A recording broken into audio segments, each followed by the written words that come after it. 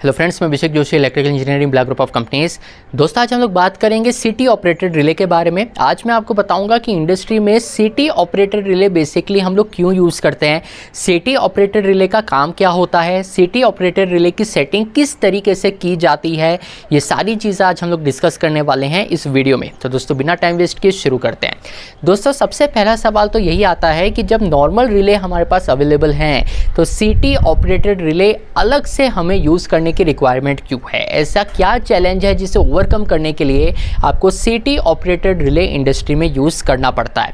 तो देखिए, जो नॉर्मल कन्वेंशनल ओवरलोड रिले होते हैं उनकी एक करंट की रेंज होती है। अगर आप बहुत हाई मैग्नीट्यूड ऑफ करंट को मॉनिटर करना चाहते हो, अगर आपके सर्किट में बहुत high magnitude of current flow होने वाला है, तो ऐसे केस में अगर आप एक नॉर्मल ओवर करंट रिले लगाएंगे तो वो रिले इतने हाई मैग्नीट्यूड ऑफ करंट को सस्टेन ही नहीं कर पाएगा, वो रिले खुद जल जाएगा। इस कंडीशन को ओवरकम करने के लिए आपको सिटी ऑपरेटेड रिले का यूज़ करना पड़ता है। मान लीजिए कि मेरी जो एप्लीकेशन है उसमें 500 एम्पियर का करंट फ्लो होने वाला है। अब मैं अगर एक नॉर्मल सा रिले इस सर्किट में लगा दूं तो ये रिले 500 एम्पियर का करंट खुद के थ्रू फ्लो करवा ही नहीं पाएगा। ये रिले 500 एम्पियर के करंट मैग्नीट्यूड को सस्टेन ही नहीं कर पाएगा, मेरा रिले खुद ही जल जाएगा। तो बार बार अगर आपका रिले ही जलने लग जाए तो फिर वो रिले आपके सर्किट को प्रोटेक्शन प्रोवाइड कैसे करेगा? तो जहाँ भी high magnitude of current involve होता है, जैसे खासकर जब आपकी एप्लीकेशन 200 या 200 एम्पियर से ज़्यादा की होती है, तो वहाँ पर हमें सिटी ऑपरेटेड रिले का यूज़ करना चाहिए। यहाँ दोस्तों, आपके माइंड में सवाल ये भी आएगा कि ये सिटी ऑपरेटेड रिले, इसका मतलब क्या होता है? तो देखिए, सिटी ऑपरेटेड रिले जैसे कि इसके नाम से ही पता चलता है कि ये करंट ट्रांसफार्मर ऑपरेटेड रिले है। इसका मतलब ये है कि इस रिले में करंट ट्रांसफार्मर लगा हुआ है, यानी कि सिटी लगी हुई है।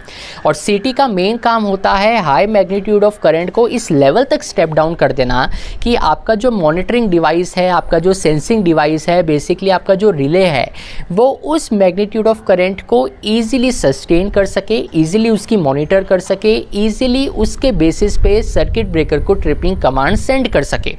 तो जैसे मान लीजिए कि मेरे पास एक सिटी ऑपरेटेड रिले है जिसका सिटी रेशियो है 500/5 का।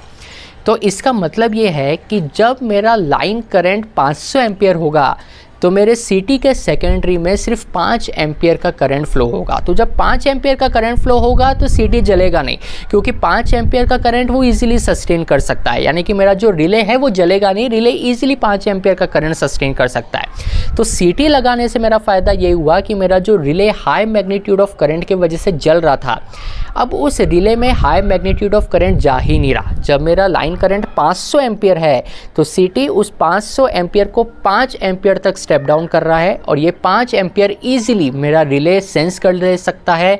ये 5 एम्पियर ईजिली मेरा जो रिले है इसकी मॉनिटरिंग कर सकता है। तो ये पर्पस होता है सिटी ऑपरेटेड रिले को यूज़ करने का।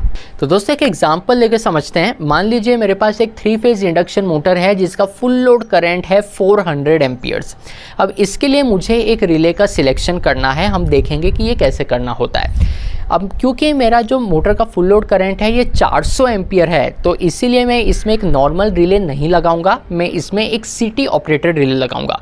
रीज़न ये है कि मैं नहीं चाहता कि एक नॉर्मल सा रिले में इसमें लगा दूं और 400 एम्पियर करंट जब मेरे सर्किट में से फ्लो हो तो रिले उसे सस्टेन ही नहीं कर पाए।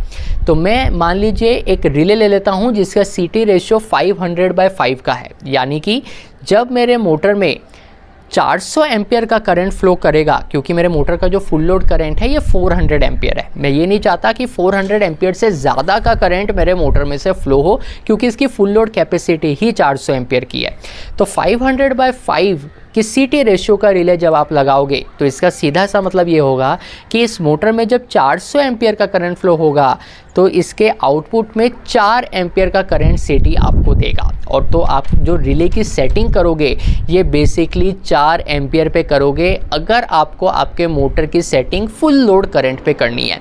मेरी मोटर का फुल लोड करंट 400 एम्पियर है और अगर मैं 400 एम्पियर पर ही इसकी सेटिंग करना चाहता हूँ तो मैं रिले की सेटिंग 4 एम्पियर पे करूँगा, क्योंकि ये 4 ampere is equivalent to 400 ampere है, क्योंकि मेरा जो CT रेशियो है ये 500/5 का है। 500/5 का मतलब ये है कि जब 500 एम्पियर का करंट फ्लो होगा तो CT के आउटपुट में 5 एम्पियर का करंट आएगा। 400 एम्पियर करंट फ्लो होगा तो CT के आउटपुट में 4 एम्पियर का करंट आएगा। तो इस चीज़ को ध्यान में रख के ही हम रिले की सेटिंग करते हैं। बहुत बार ऐसे होता है कि जब आप रिले के पास जाते हो और देखते हो कि रिले की सेटिंग कितने पे है, तो आपको देखने को मिलता है कि रिले की सेटिंग तो 4 एम्पियर पे है। अब आप सोच रहे होते हो कि मेरी जो मोटर है इसका फुल लोड कैपेसिटी तो 400 एम्पियर है, तो रिले की सेटिंग 4 एम्पियर पर ही कैसे होगी? मोटर नॉर्मल कंडीशन में 300 एम्पियर का करंट लेती है, तो 4 एम्पियर पे सेटिंग कैसे है? क्योंकि मोटर तो 300 एम्पियर का करंट ले रही है। ये सारे जो कन्फ्यूजन है ये इसलिए होते हैं क्योंकि जो रिले आप देख रहे हो वो बेसिकली एक CT ऑपरेटेड रिले है।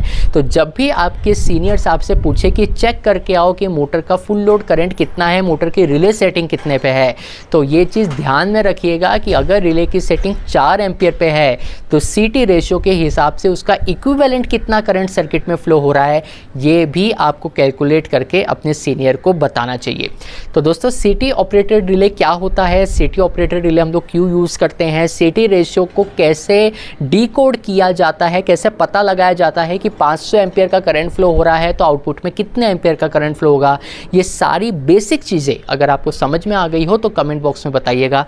मैं आपसे मिलता हूँ अगले हफ्ते ऐसे एक इंटरेस्टिंग टॉपिक के साथ। तब तक अपना ध्यान रखिए। Good bye.